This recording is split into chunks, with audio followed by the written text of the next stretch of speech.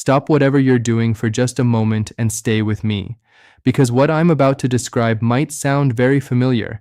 That soft, high-pitched ringing, that constant hiss that feels like it's coming from the middle of your head rather than the space around you.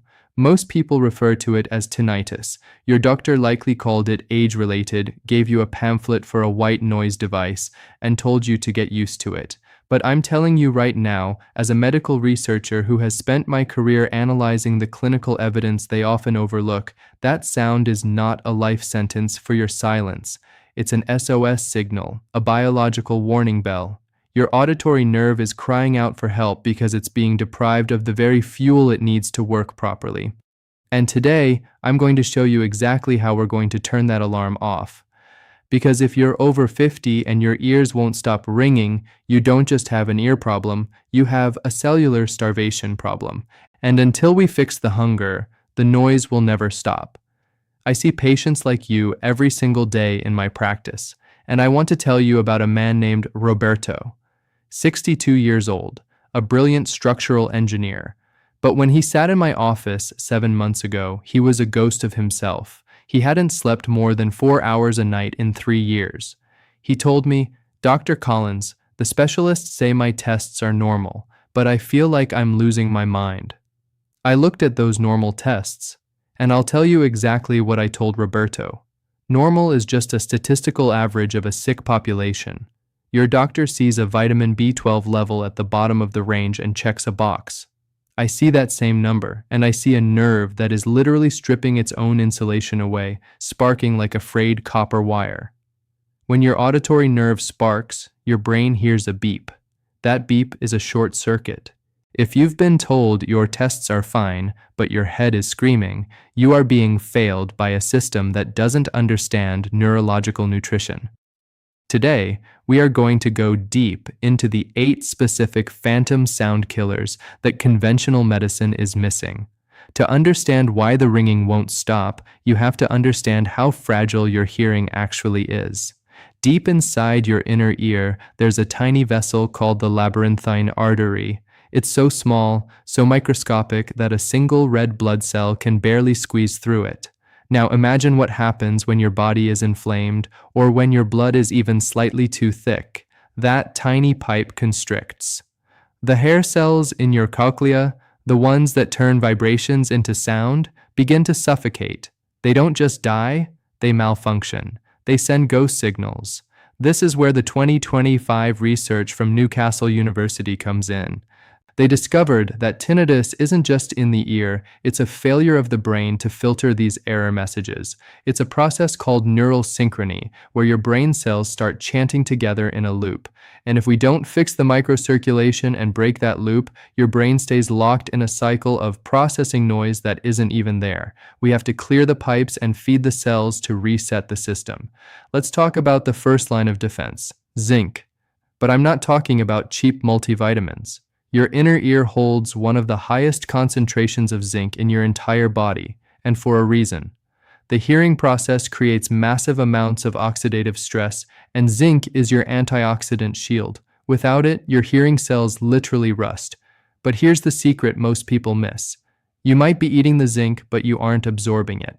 I call these the invisible killers. If you're consuming high amounts of phytates from processed grains or too much caffeine, you are literally blocking the zinc from reaching your cochlea. You are starving in the middle of a feast. Roberto was eating healthy, but his morning routine was flushing his zinc down the drain.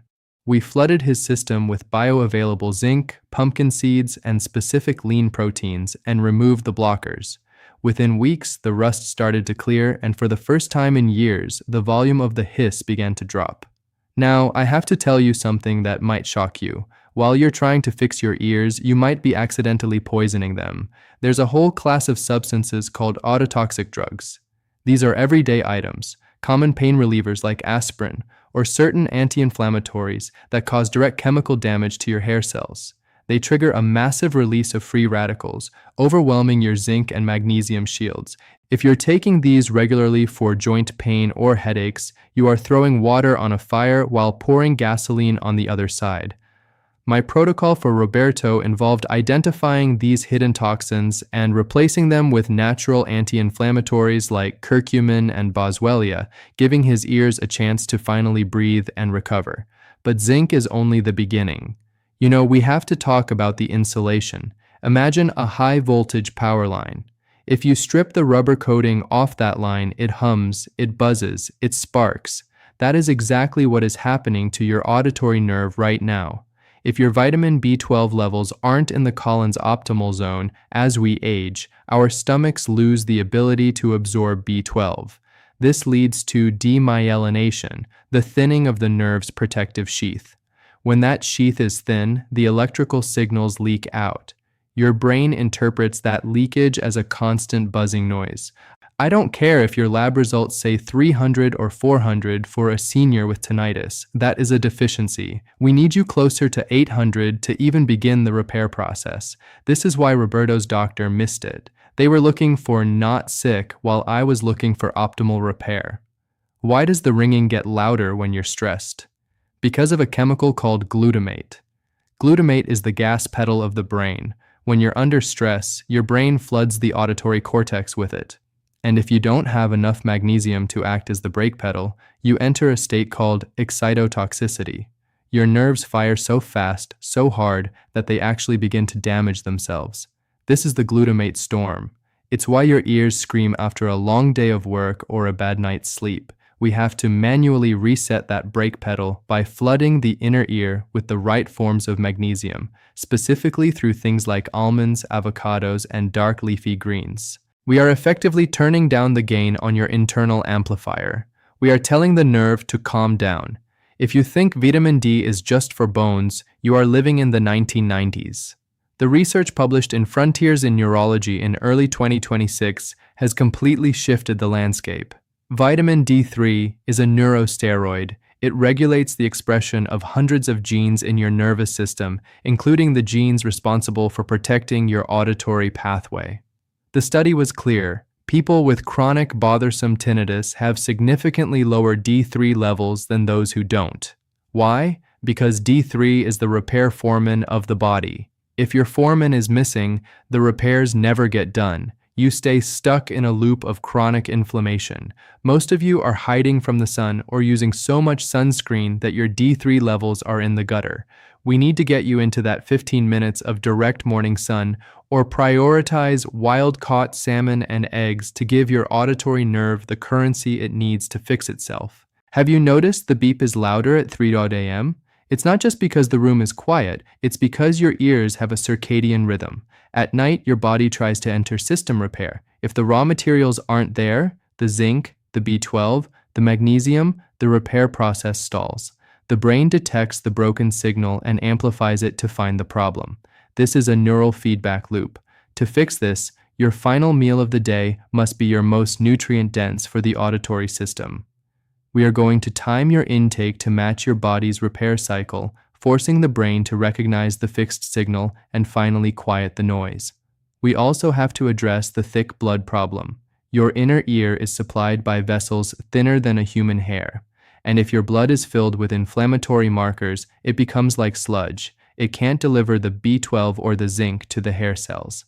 This is where omega-3s come in. They are ear lubricants. They make the cell membranes fluid, flexible, alive. And when you pair that with the vascular protocol, using natural vasodilators like ginger, garlic, and ginkgo biloba, you are essentially opening the floodgates. You are allowing the nutrients to finally reach the starving cells. I saw this in Roberto's 4th month. He came in and said, "Dr. Collins, the noise is still there, but it's further away. It's not in the front of my mind anymore. That is the sound of blood finally reaching the auditory nerve." So, what does this mean for you tonight? Tonight, I want you to commit to my auditory rescue dinner. We're talking about a piece of wild-caught baked salmon for the D3 and omega-3s. We're pairing that with a massive salad of baby spinach for the magnesium, topped with a handful of raw pumpkin seeds for the zinc. We dress it with olive oil, fresh lemon, and a grating of fresh ginger to kickstart that microcirculation. That one meal provides a massive biological payload of exactly what your ears are starving for. Do not expect a miracle in 24 hours. Your nerves took years to starve, they will take weeks to recover. But in my research, the first moments of silence usually begin to appear between week 3 and week 6. Roberto didn't just get his silence back, he got his life back. Last month, he sent me a photo of him at a park playing with his 8-year-old daughter. He told me, "Doctor, I can hear her laugh again, and without the whistle competing for my attention." That is why I do this. That is why I challenge the normal diagnosis, because you deserve silence. You deserve to go to bed tonight and hear nothing but your own breathing. I want you to share this video with one person you know who is suffering, because millions are being told there is no cure when the cure is sitting right on their dinner plate. Write to me in the comments, how long has your alarm bell been ringing? I read your stories. They are the fuel for my next research project. I am Dr. William Collins, and your health is the only metric that matters. I'll see you in the next consultation.